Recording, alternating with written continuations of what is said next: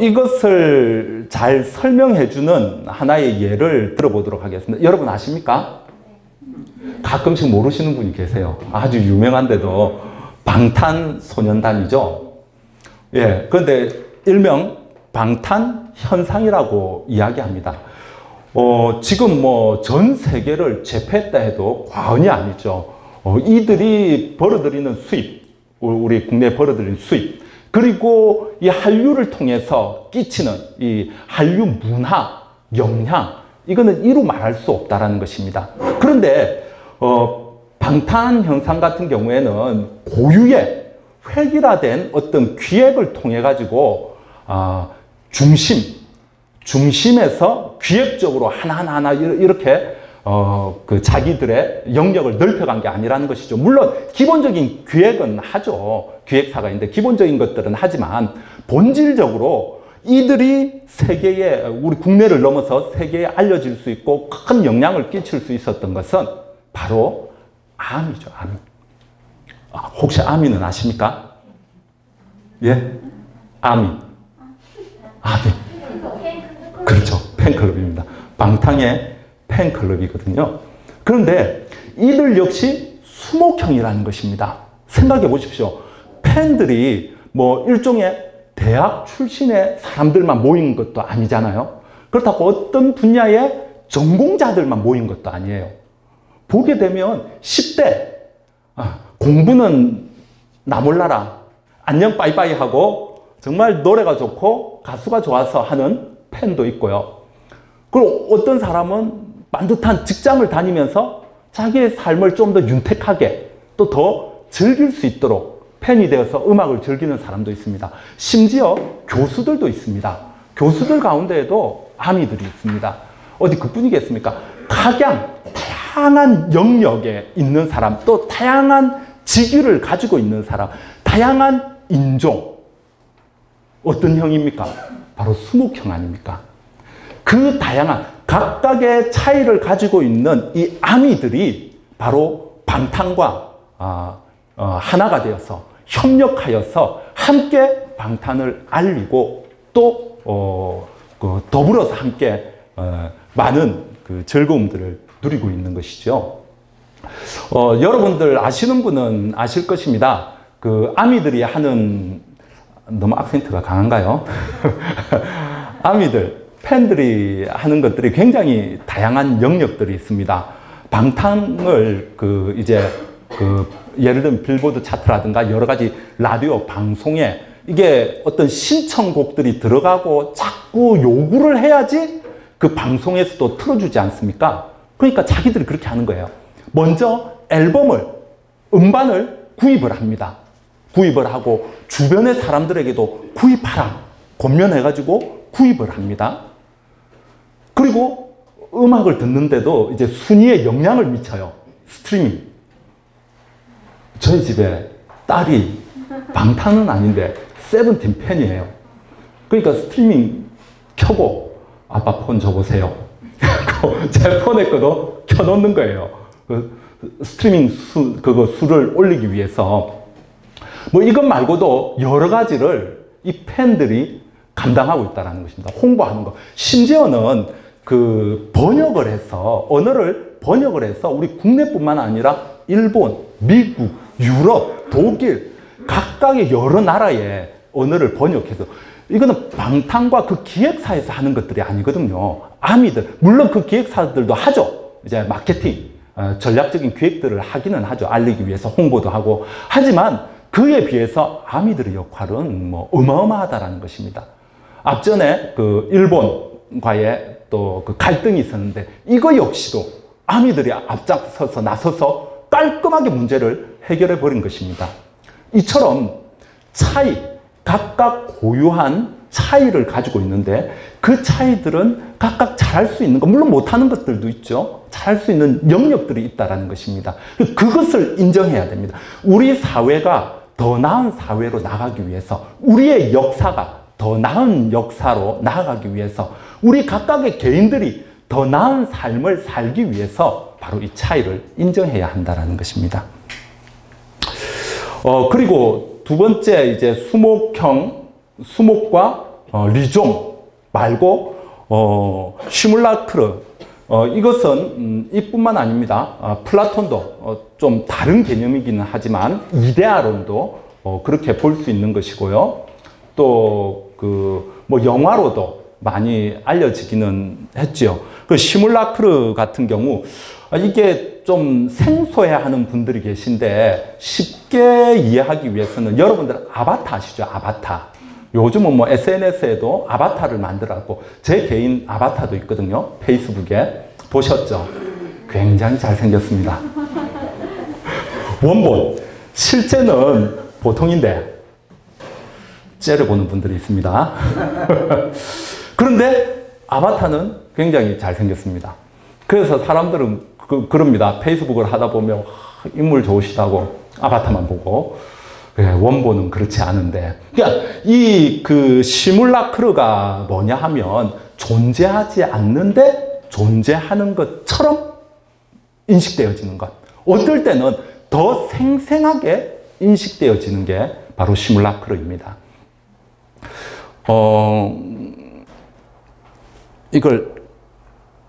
이걸 설명하기 위해서 먼저 들레제가 비판한 게 있거든요. 뭐냐 하면 플라톤의 이데아론입니다.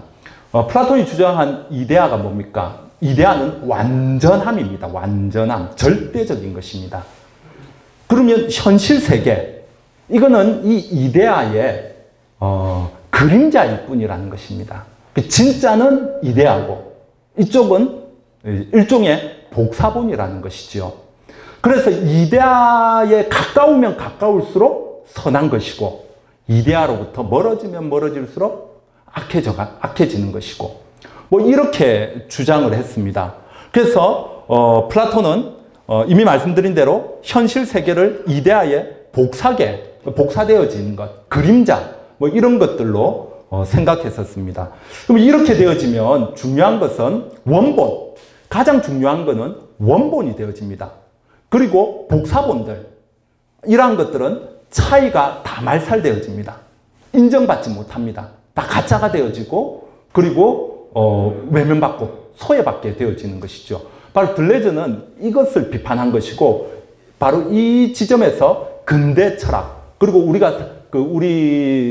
선배들이 살았던 근대 세계, 근대의 역사 바로 그런 영향하에 있었다라는 것입니다. 영화기는 하지만 영화 속에서 매트릭스 이거는 현실처럼 보이지 않습니까? 사람이 직접 결투를 하고 총을 쏴서 죽이기도 하고 이렇게 되어지죠. 근데 이게 원본이 아니라는 거죠. 복사본이라는 것이죠. 시뮬라크르라는 것이죠.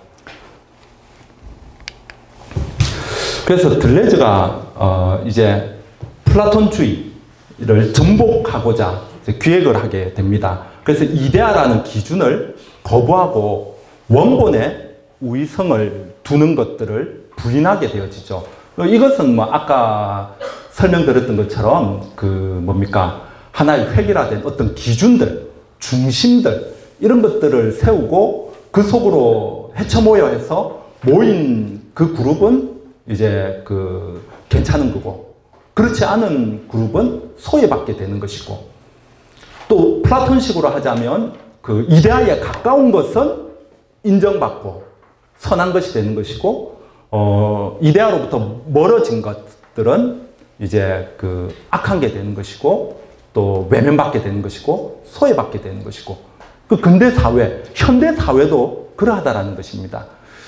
그래서 어떤 기준, 바로 어떤 중심 여기에 부합하는 것들은 인정을 해주고 그 외에는 외면받게 되어지니까 사회 구조적인 문제도 일어나게 되지만 인간의 정신들도 많이 피폐해지게 되어지는 것이지요. 그래서 원본을 부인할 때 복사된 것들은 그 자체로 가치를 가지게 된다는 것입니다. 원본과 사본의 구분이 사라지게 되고 사물들의 차이만이 존재하게 되어진다는 것이지요. 이것은 무엇을 의미하냐면 일종의 하나의 기준점을 세웠던 것을 허물어버리는 것입니다. 이제 기준점에 들든지 부합하든지 부합하지 않든지 상관이 없다는 것입니다. 그 자체로 인정받는다라는 것이죠. 그 자체로 각각의 차이만이 있다라는 것입니다. 바로 들레즈가 주장하고자 하는 것은 이거였죠. 세계는 그 자체가 시뮬라크르이며 어떤 기준이나 우위도 없다는 것이 바로 들레즈의 사유라는 것입니다. 우리 한번 다 같이 읽어볼까요? 시작.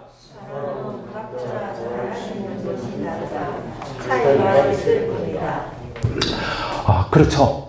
이 한 문장으로 어떻게 보면 요약되어질 수가 있는 것입니다. 사람은 각각 잘할 수 있는 것이 다르다라는 것이죠. 내가 잘할 수 있는 것과 너가 잘할 수 있는 것, 그리고 저 사람이 잘할 수 있는 것과 이 사람이 잘할 수 있는 것, 이게 다르다라는 것입니다. 틀리다라는 것이 아닌 것이죠. 다만 차이만 있을 뿐이다라는 것입니다. 바로 여기서부터 이제 출발해야 한다라는 것이죠. 그리고 이제 중요한 게 노마디즘입니다. 노마디즘. 노마디즘은 인간은 현실적으로 세상을 살아가려면 특정한 가치 기준을 가질 수밖에 없다라는 것이지요. 그러니까 들레즈도 이걸 완전히 부인하지는 못합니다. 왜냐하면 우리가 살아가는 현실 세계에는 나름의 가치 기준이 있죠. 제도가 있죠. 권위, 권력이라는 게 있습니다. 예를 든다면 회사에 가게 되면 사장이 있지 않습니까? 그리고 이제 일종의 수목형을 보더라도 사장이 있으면 그 밑에 부장이 있고, 예를 들면 과장이 있고, 또 대리나 사원들이 있게 되어진다는 것이죠. 그리고 그 나름대로의 회사면 회사, 학교면 학교, 집이면 집, 그 나름대로의 룰이, 규칙이, 제도가 있다라는 것입니다. 이런 것들은 뭐 있을 수밖에 없다라는 것이지요. 그래서 이걸 완전히 이 들레즈 같은 경우에는 이 기준들을 가질 수밖에 없다라는 것을 인정은 합니다. 그래서 그가 이제 주장하는 것이 무엇이냐면 노마디즘인데, 이것은 유목민의 삶을 의미하는 것이죠. 노마디즘은 특정한 방식이나 삶의 가치관에 얽매이지 않고 끊임없이 새로운 자아를 찾아 떠나는 것인데, 바로 그 유목민의 삶이 그러하다라는 것입니다. 그들은 어떤 한 곳에 정착해가지고 생활을 하기도 합니다. 하지만 대부분 유목민이라는 것은 잠시 머물 뿐이라는 것이죠. 다시 모든 것을 정리해서 일어나서 또 다른 곳으로 이동하게 되어지고, 또 그곳에서 잠시 머물면 또 그곳에서의 생활을 마감하고 또 다시 다른 곳으로 이동하게 되어지는 것. 바로 이 유목민의 삶이 중요하다. 그리고 우리에게 이제 이 유목민의 삶을 살아야 한다라고 주장하고 있는 것입니다. 그러면 이제 조금씩 정리를 해보도록 하겠습니다. 철학이라는 것은 무엇인가? 철학이라는 것은 가능성을 모색하고 새로운 길에 들어서고 다시 그 길을 비판하는 연속된 과정이지 목적지가 아니라는 것입니다. 바로 유목민의 삶처럼 말입니다. 철학이라는 것은 가능성입니다. 예를 든다면 고대 세계의 이 세상의 원리를 어떻게 바라보고 있었습니까? 돌, 불, 물 이런 것들로 바라보지 않았습니까?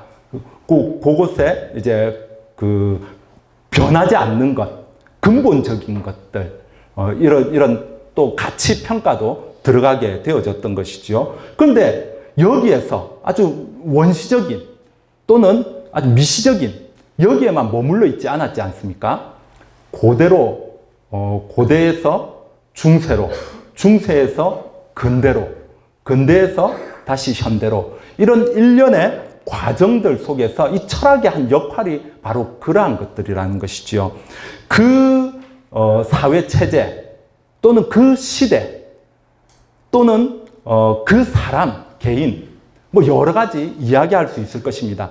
철학은 그 모든 가능성들을 모색하고 늘 새로운 길을 찾아 떠나야 하는 것입니다. 그리고 또 새로운 길을 찾아 떠났고 어느 곳에 머물게 되면 안주하고 그게 눌러앉는 것이 아니라 또다시 그것을 비판해야 된다는 것이죠. 고대 사회에서 중세는 중세에서 근대로 넘어갈 때 마찬가지로 그런 비판이 있었던 것이죠. 그리고 그 중세에서 근대로 넘어간 후 근대에서 우리가 또 전반부에 나누었던 것처럼 여러 가지 문제들이 잉태되어짐으로써 또다시 고민을 하죠.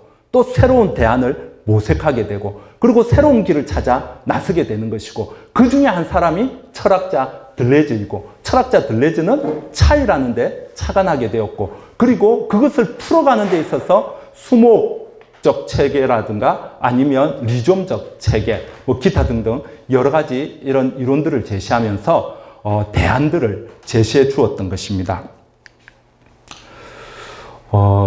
바로 우리가 철학을 한다라는 것은 조금 전에 설명드렸던 것처럼 더 새로운 길을 모색하고 비판하고 그러면서 또다시 새로운 길로 접어들고 계속 이게 반복되어지는 것인데 그 반복되어지는 우리의 삶 속에서 우리는 선택을 해야 됩니다. 그래서 그 선택을 할 때에 이제 근대 포스트 모더니즘이 제시해 주는 것이 무엇입니까?